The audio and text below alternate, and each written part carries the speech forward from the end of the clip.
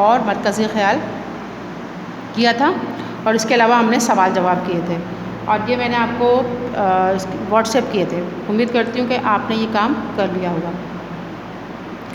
آج ہم سوال نمبر 2 صفحہ نمبر 55 میں دیکھیے۔ سوال نمبر 2 میں ہے 10 ذیل میں درست جواب پر رائٹ کا نشان لگائیے۔ بہت آسان ہے۔ آپ نے کرنا کیا ہے، آپ نے یہ کرنا ہے کہ آپ نے جو آپشن ہے ان سے جو رائٹ آپشن ہے اس میں ٹک کا نشان لگانا ہے۔ آپ چیپٹر پڑھیں اور یہ ایکسرسائز کر لیں بک میں، اور کاپی میں نہیں کرنی، صرف بک میں کرنی ہے، ٹھیک ہے۔ اس کے بعد آتے ہیں صفحہ نمبر 56 پہ۔ سوال نمبر 3، درج ذیل کالم الف کو کالم ب سے ملائیے۔ یہ بھی کوئی مشکل سوال نہیں ہے، اس کا آنسر آپ بک میں پڑھیں اور آپ کو آسانی سے مل جائے گا۔ جیسے پہلا ہے جمال آرا اور حسن آرا کا باپ کون تھا؟ فتح اللہ خان، ٹھیک ہے۔ سلطانہ کی بہن شاہ زمانی بیگم۔ اسی طرح سے یہ سوال نمبر 3 بھی آپ کو بک میں کرنا ہے۔ اس کے بعد ہے سوال نمبر 4۔ جی، سوال نمبر 4 میں لکھا ہوا ہے درج ذیل کی تشریح اپنے الفاظ میں لکھی ہے، یعنی یہ اس سبق کے کچھ مشکل جملے ہیں جن کی وضاحت کرنی ہے آپ کو۔ تو یہ سوال کا الف اور ب جو حصہ ہے آج ہم اصل میں تو یہی کام کریں گے۔ تو پہلا ہے دنیا کا دستور ہے کہ کوئی فرد بشر رنج سے خالی نہیں، اگر ہر طرف خوشی ہی خوشی ہو تو انسان خدا کو بھول کر بھی یاد نہ کرے۔ جب میں نے آپ کو سبق پڑھایا تھا تو میں نے آپ کو سمجھایا تھا کہ اس سبق میں اس جملے میں جو رائٹر ہیں وہ کیا کہنا چاہ رہے ہیں۔ رائٹر یہ کہنا چاہ رہے ہیں کہ اگر ہر طرف انسان کے پاس خوشیاں ہی خوشیاں ہوں تو وہ اللہ تعالیٰ کو بھول جائے۔ اکثر یہی دیکھنے میں آیا ہے روزمرہ زندگی میں کہ جب ہم غم میں ہوتے ہیں، دکھ ملتا ہے، ہمیں کوئی آزمائش کا وقت آتا ہے تو ہم اللہ کو پکارتے ہیں، لیکن جب ہمارے حالات اچھے ہوتے ہیں تو ہم بہت ہی کم اللہ کو یاد کرتے ہیں۔ تو اللہ تعالیٰ کا یہ دستور ہے کہ خوشی اور غم جو ہے وہ زندگی کے ساتھ ساتھ چلتے ہیں، اور یہ اللہ تعالیٰ کا قانون ہے۔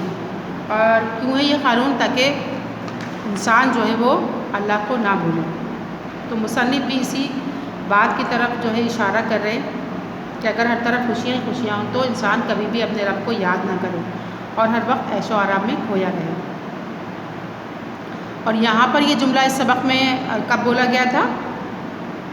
اس وقت بولا گیا تھا کہ جب افسانے کے اہم کردار سلطانہ بیگم جو کہ حسن آرا کی والدہ تھیں، ان کو ہر طرح کا بتایا تھا میں نے آپ کو کہ عیش و آرام حاصل تھا، بہت پیسہ تھا ان کے پاس، لیکن ان کو کس چیز کا غم تھا؟ اپنی بیٹی کا غم تھا جو کہ حسن آرا تھی اور جو انتہائی بد سلیقہ اور جاہل تھی، ٹھیک ہے۔ ہمیں کرنا کیا ہوگا؟ ہمیں پہلے جملہ لکھنا ہوگا سب سے پہلے، اور اس کے بعد ہمیں حوالہ سبق کی ہیڈنگ ڈالنی ہوگی کہ یہ کس سبق سے لیا گیا ہے۔ اس کے بعد سیکنڈ ہیڈنگ آئے گی ہماری حوالہ مصنف کی کہ اس سبق کے مصنف کون ہے، ان کا ہمیں رائٹر اور تھوڑا سا 1-2 لائن کا تعارف لکھنا ہوگا۔ اس کے بعد ہم ہیڈنگ ڈالیں گے وضاحت کی۔ یہ سارا کام آپ کو واٹس ایپ کیا جا رہا ہے، آپ کو بالکل پریشانی نہیں ہوگی، آپ اس میں سے دیکھ کر تحریر کر لیجیے گا۔